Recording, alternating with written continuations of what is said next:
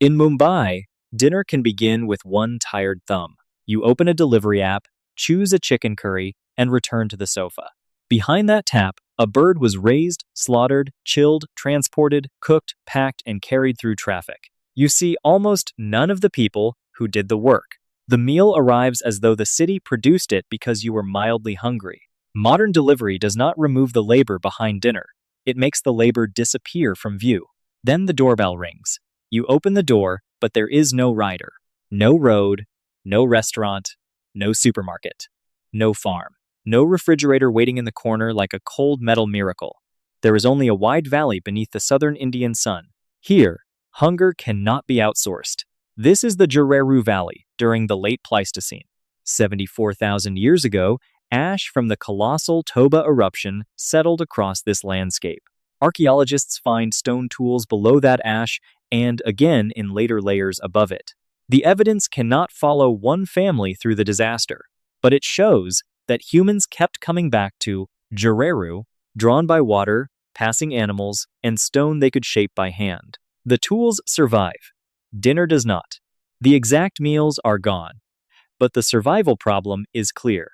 Without farms, stored grain, shops, or a rider arguing with the map, what happened when the hunt failed? Why did the whole group not simply starve? The familiar picture is simple. Hunters supplied the meal. A few muscular men leave camp. Dramatic music begins. By sunset, an animal large enough to feed a wedding has made a serious career mistake. Large animals really could provide an enormous return. The problem was timing. Success could feed many people. Failure brought nothing. Big game was a jackpot. It was not a salary. A hunting group follows tracks across the valley. They check the wind, slow near cover, and wait. Then the animal catches their scent, turns, and disappears. The hunters had a plan. The animal had legs. Nobody has behaved foolishly. The failure is part of the system. Hours of walking have already spent water and calories, and the group is returning with less energy than it had that morning. A twisted ankle, a deep cut, or a damaged weapon can also reduce tomorrow's chances before tomorrow begins. A search that repeatedly burns more energy than it returns becomes a slower form of starvation. So if hunting could not be trusted to pay every day, what did? People spread their effort across different parts of the landscape. Some dig damp ground for roots and tubers. Others check trees, rock cracks, nests, seeds, fruit, insects, honey, small animals, or anything else the season makes worth the effort. No source is guaranteed. Several partial returns, however, can rescue a day that one failed hunt would have ruined. A frightened animal can escape. A dry patch can produce nothing. A nest can be empty. But by searching different foods in different places, the group reduces the chance that every effort fails together. The hunt may fail because an animal smells you. Roots are generally less concerned about your personal scent. Their first defense against hunger was not one perfect food. It was many smaller chances. To an inexperienced person, much of the valley might look empty. To someone who knows it, the same ground holds an invisible pantry. A slight change in vegetation can reveal damp soil. Old digging marks can identify a useful patch. Flowering trees can point toward bees. Tracks can show where animals passed at dusk. A plant that is useless today may become valuable after rain. This knowledge does not sit in a container. It lives in memory, repeated journeys, and people who know where to look. The map also changes with the season. A reliable patch can disappear, while a place ignored for months suddenly becomes useful. Survival depends not only on remembering locations, but on remembering when those locations pay. The landscape provides the ingredients. Experience provides the map. Elsewhere in Pleistocene India, ostriches still roamed. Their enormous eggs show why easy food could be a misleading category. The egg cannot bite. It cannot kick. It cannot run. Its parent can. Imagine one person watching the bird move away, while another approaches the nest, lifts the egg, and starts back. Then the bird turns. The egg thief runs across open ground carrying breakfast with both hands. A large egg is an excellent package of calories. It also comes with security. The runner reaches the others, with the egg still intact. That solves the loud problem. Now comes the quiet one. Finding food does not mean it is ready to eat. Many things in nature still need work before they can become dinner. Some roots are fibrous. Some seeds hide behind hard shells. Some plant parts are bitter, irritating, or harmful unless treated correctly. Nature does not provide ingredient labels or cooking instructions. People had to cut, crack, pound, peel, heat, wash, or reject foods according to what generations had learned. Gathering was only the first stage. Much of the meal still had to be made. A stone can crush a root. Fire can soften it. Water can remove part of what makes some plants unpleasant or dangerous. But the tools do not choose the correct species, the useful part, or the right procedure.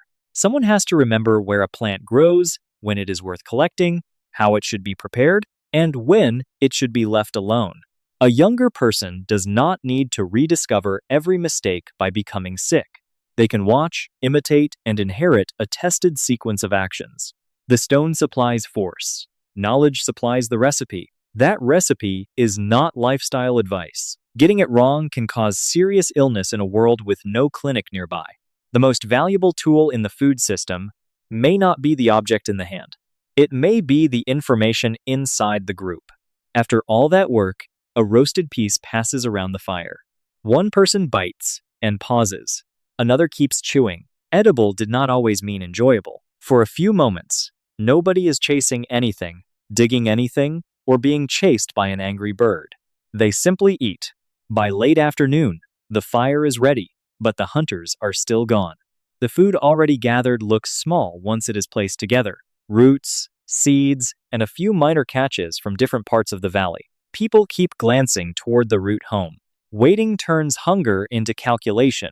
Is more food coming, or is this all the group has tonight? Then figures appear in the distance. This time, the hunt worked. The carcass changes the mood of the camp before it even reaches the fire. But it raises a difficult question. After tracking the animal, accepting the danger, and making the kill, why give meat to people who were not there? Because keeping everything works perfectly on the day you succeed. It becomes a terrible strategy on the day you return with nothing. A large kill also arrives as a brief surplus. One person cannot eat an entire carcass at once, and without modern refrigeration, unused meat quickly loses value. Dividing it turns one short-lived success into food, spread across more people and into relationships that may matter after the next failure. This was not necessarily a neat debt. One piece today, one identical piece tomorrow. Food could move through relatives, partners, neighbors, and campmates. On one day, one hunting party or household had more. On another day, the direction changed. It worked like survival insurance before insurance had a name. There was no paperwork and no customer support music. The cost was contribution, trust, and continued membership in the group. The benefit appeared when injury, weather, bad luck, or an empty patch destroyed your own return. Now return to the hunters who lost their animal that morning. As the light fades, they reach the fire with no meat. Nobody needs an explanation. Their empty hands have already told the story. But food is being divided. Other people have brought roots, seeds, small catches, and processed foods from different parts of the valley. None of it looks heroic. Some of it took hours to prepare. Together, it is enough to carry the group through the night. The empty-handed hunters eat because the food system is larger than the hunt. The hunt failed. The food system did not. So why did ancient humans not starve every time hunting went wrong? Because they did not depend on one animal, one food source, or one person's luck. They spread their effort across the landscape. They used accumulated knowledge to turn difficult materials into food. And they shared irregular returns through the group. The heroic kill mattered, but survival depended on the quieter system around. They could not eliminate failure. They made failure survivable. But every part of that system depended on tools. A stone edge became dull. A wooden shaft split. A digging stick cracked. There was no shop selling a replacement.